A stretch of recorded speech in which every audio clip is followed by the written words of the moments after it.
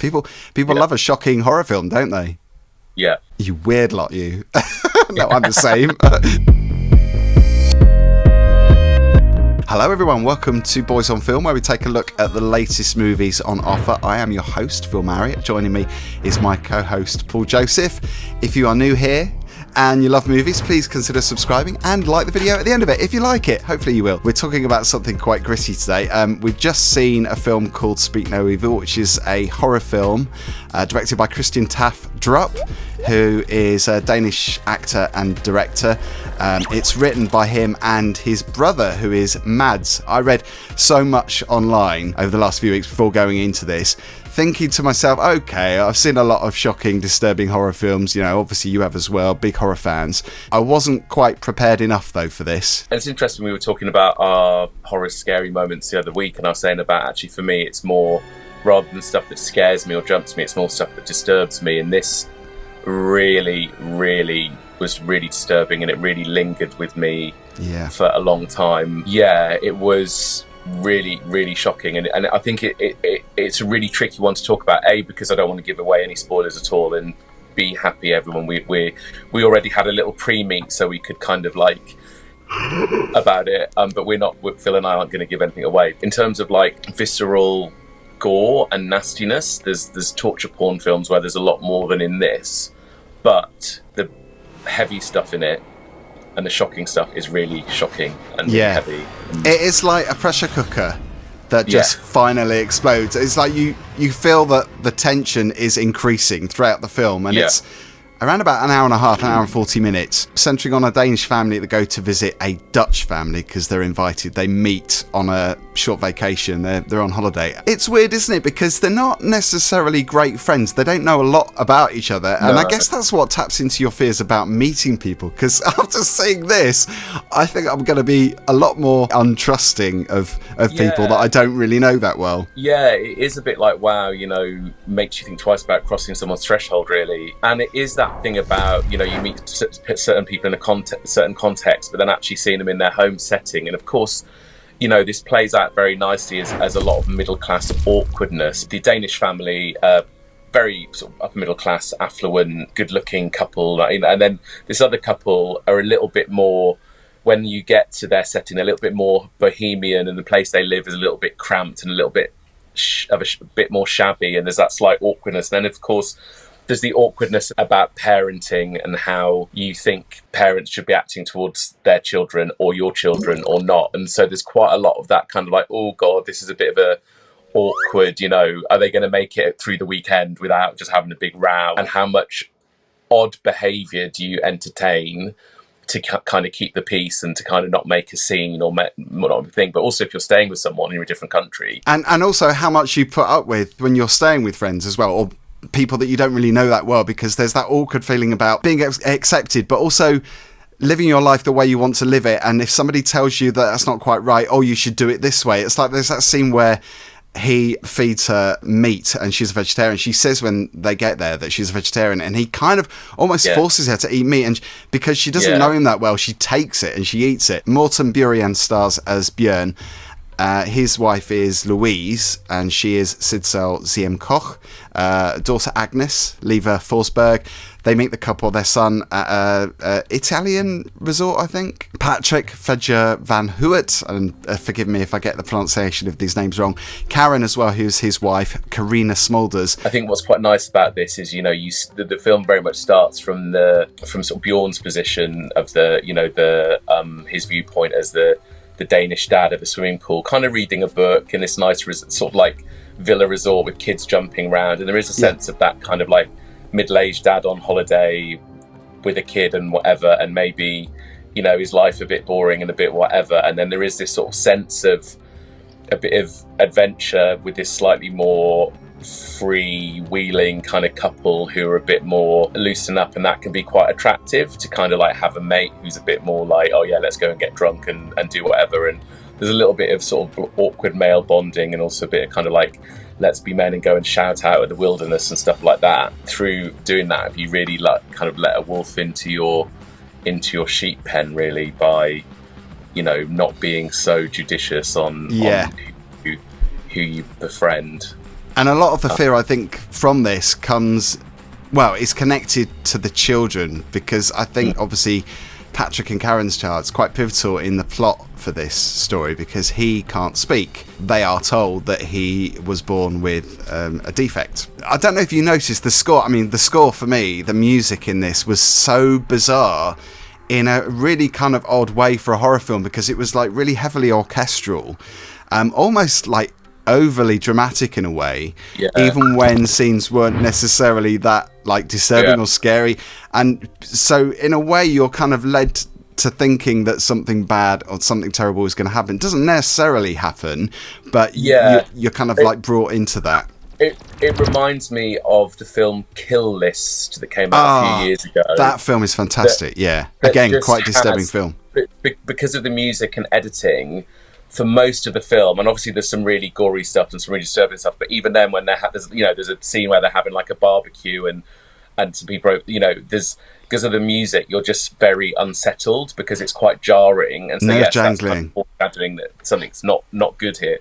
And this is very much like that as well. It's kind of like, middle class hell. It's almost like a sci-fi score in a way, crashing drums and strings, lots of strings, but it wasn't like a typical horror soundtrack in a way. I mean, some people are saying it's satirical because it's kind of adding a bit of comedy, but no, I didn't get that at all, because there was no element of this film that I laughed at. I mean, it is a slow burner. It's never a boring film because something always happens. You're kind of like, I don't know, you're sussing out the relationship of these four people and their children. Awkward situations happen where the children are told to be quiet or told off, and obviously Patrick and Karen treat their son differently to Louise and Bjorn's Agnes, their daughter, and there's that awkwardness. A lot of it is very toe curling, and I think that's where the fear comes in. Yeah, and it's then how do people kind of respond if you do then start criticising them, and all behaving in a way that isn't acceptable to you, but you're in their company, so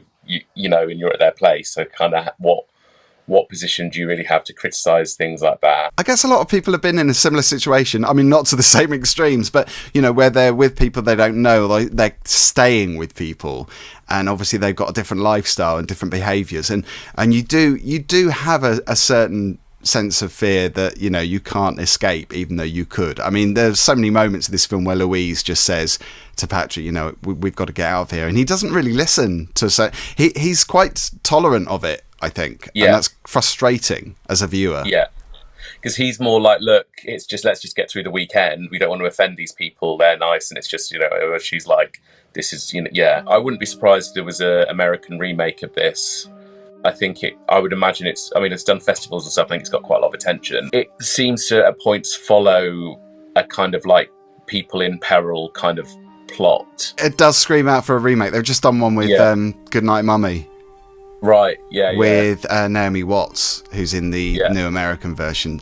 I mean, we've talked about remakes before. I'm tired of horror remakes, but I understand why they do them, because obviously appealing to a different audience, I guess. With remakes and things, a lot of the time, whatever genre it is, often it's just because you've got a brand you can use, and but a lot of these are tropes anyway. They're like, a home invasion movie, or people staying with people and getting, something happened to them on holiday. I don't know often whether the plot is that unique to say, we need to remake this. Interestingly, when I was looking it up, there are already horror films with the same name as this. I mean, it's a great title for this movie. It does sum it up quite nicely once you've seen it and you understand, obviously, the story.